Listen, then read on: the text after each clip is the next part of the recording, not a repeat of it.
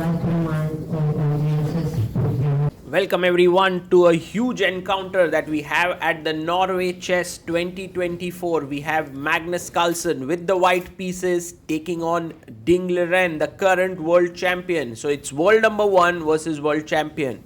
Their first game in the tournament ended in a draw where Magnus had black pieces, but now he has white and he's sure to press a lot. The game opens with knight to f3. And Ding responds back with d5. And Magnus now, is he going to play g3? Yes, he's going for the reti. Pawn to g3. How is Ding going to respond now? Knight f6 is the most common move, bringing your knight out into the game. And he does it. He brings his knight out.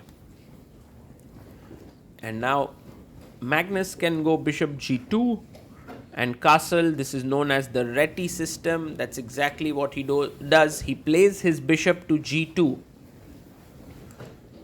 And Ding plays his pawn to c5, gathering space in the center and telling Magnus that while you are getting your king to safety, I'm building up my space.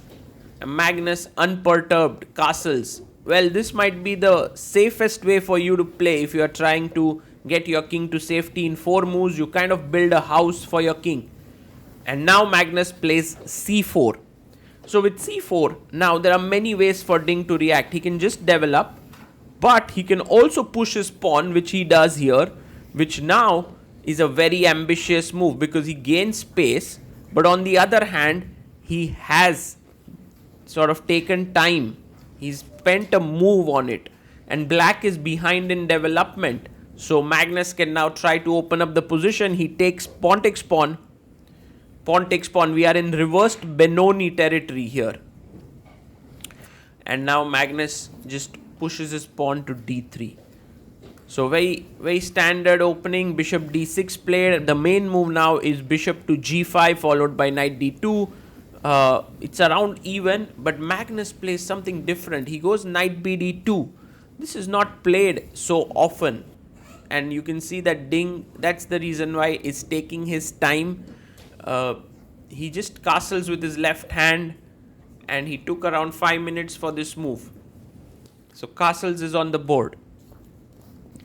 And what is Magnus going to do next? He can't really play knight e4 because just takes and black is better there. So he needs to actually find another way to play. Maybe rook e1 is one move. a3 is another idea. He goes knight to g5. Wow. Well, he's opening up his bishop and also aiming to get one of his knights to e4 square. Bishop comes back to e7. And now knight e4 to be played. Well, no, he plays f4. Wow. He's just preventing e5. Yes, it weakens the e3 square. But I think Magnus is happy with this. He's fine. The bishop on c8 is a little passive, it cannot really move easily outside. So Ding goes rook b8, and this is a very good move because later on you want to be creating play on the b file with b5, and that's why rook b8 is an excellent move. And also the speed at which Ding played this move shows that he has some plans in mind. Queen e2 by Magnus, just improving the position of the queen. Generally in such structures, play revolves around these moves, b4 and so on. But here Magnus has given it a completely different twist with these moves, knight g5 and f4. So the play is revolving more in the center now on the e5 square. And how does Magnus continue now is the question. He plays g4. Wow, he's just playing on the king side. He's played his pawn to g4. Maybe he'll move his knight away, then go g5. Try to create play there. Ding looks at his opponent. He can actually wait here, maybe with bishop d7. But he can also do something active, which he's done with b5. Fantastic move here by Ding Liren, taking the fight to his opponent. You can see Magnus in deep thought now. Because how do you meet? If you take cb5, there is rook b5. He plays b3. He tries to maintain his structure, But in a way, Ding does get the open b file. So after pawn takes pawn, the rook will be very well positioned on the open file, and that's what he does. He takes here, pawn takes pawn. You don't want to be taking with the d pawn at all. That just gives black a very strong passer in the center. So b takes c4 is what you want to do, and he does. Pawn takes pawn is on the board. And now black has to be careful about how he wants to build the position, but like this move that Ding has played, rook b6, is just phenomenal move, because it comes out of this skewer ideas with rook being on b8, defends the knight, also later defends the third rank. It's such a multi-purpose move, as we'll see. Magnus brings his knight to the center, and the position is very well balanced. We are on move 16, and Ding has matched move for move with Magnus. And now you can just take on e4. Yes, he takes knight e4. Magnus comes back. And I think taking here with the knight is the right thing, because if you take with the queen, he'll take and kind of spoil the structure there. So better to take with the knight. Magnus thinks for a bit and takes back with the knight. So white does have now the fluidity. He may want to go f5, but I also like black's chances on the queen side. One of the ideas is to push the pawn to f5 to stop this pawn from moving at all, and then the bishop is quite passive. Will Ding go for that move? No, not really. He goes bishop b7, and he tells Magnus that I'm happy with what I have here. I don't need to do anything special. But one thing that Magnus can now do and has in his favor is this knight on e4. It's kind of immovable, very strong in the center, and after the move f5, which is fantastic, the knight becomes absolutely immovable there.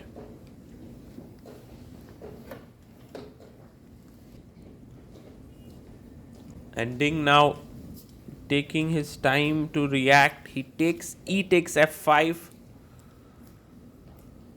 And after g takes f5, black has to tread a bit carefully, because the pawn can move forward. G takes here, f6 can be in the air with the knight and the rook. So black must be very careful about how he progresses here. But now comes the rook. The rook on b6 can come in handy here. You can play f6 as black, but he goes knight e5, and I like this move a lot. Knight e5, now playing f6 does not make sense, because after take, you can go rook takes, and g takes, and now the knight is well placed. Also the bishops are getting traded, so this position is fine. I don't think Magnus is going to do that. He goes bishop f4, trying to pin here, and Ding very quickly pushes his pawn to f6. So black has got it all kind of sorted in the center, but you will see that Magnus has some advantages up his sleeve, and one of them is the fact that the g file is open. He goes rook a e1. He brings his last piece into the game, and you will see that he's kind of abandoned the queen side here and just putting all his resources in the center. Bishop e4. I do not like this move. Maybe something like queen d7 was better, because now you will see that Magnus has complete control on the light squares. Queen e4, good move. And what does that mean? For now, it does not mean much. But imagine the king moves away, the queen moves back, bishop comes into the center. It will get really nasty. bd6 played. Clearly, Magnus should not get tempted to win this pawn. He'll just lose the queen in this pin. So he must wait. And a very multi-purpose move here is king h1, because not only do you come out of this pin, but also you're preparing to put your rook on the g file, where it will be fantastically placed. Ding now brings his queen to c5. You can see how Ding is playing on the dark squares. Time-wise also, Ding is doing really well. 50 minutes to him, Magnus has 59 minutes. Now Magnus's good idea is queen e2, bishop check, and rook g1. That's great reorganization. But Magnus goes bishop g3, and maybe he wants to go bishop f2 and win this pawn.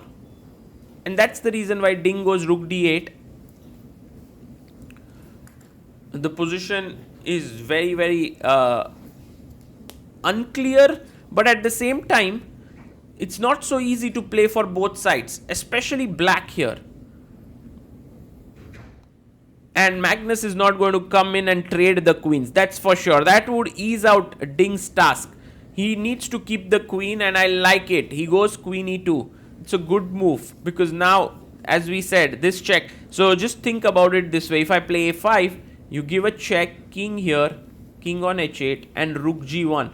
This is what you want, queen h5, and then bishop moves, and that is an attack which is very, very strong. So Ding now sitting there and playing knight to d7.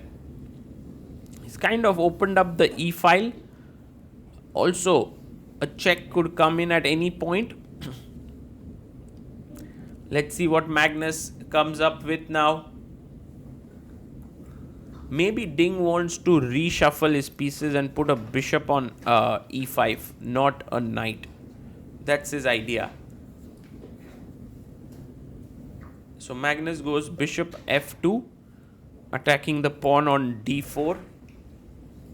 And later on you can play queen g4, putting even further pressure down there. But Ding's move is pretty clear, I guess. Just put the bishop on e5 and it'll be a very, very strong piece right in the center of the board. Yes, bishop e5 has been played.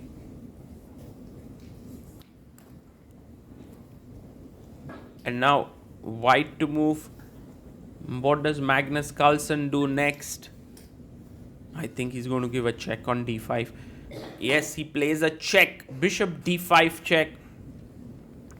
King goes to h8, and time to bring your rook into the game on the g file. So in a very complex position, many times we think, right, how does Magnus Carlsen outplay his opponents? Here is a very good example of how he has outplayed Ding Liren from roughly an even position without his opponent making any perceivable errors. Now queen h5 played. Well, he could have gone rook g1, and this is what he could have done, rook g4, the other rook to g1, but he's chosen queen h5, which is natural because the queen is well placed. But also you must see that this square is taken away by the king. So there are contours of this sacrifice.